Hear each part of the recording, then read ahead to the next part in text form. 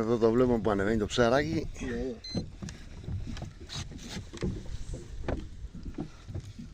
Η φαγκρή έρχεται.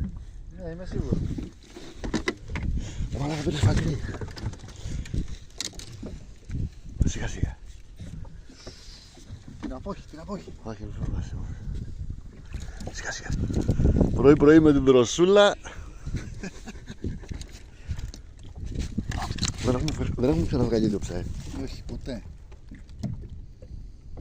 Το κατάλαβα.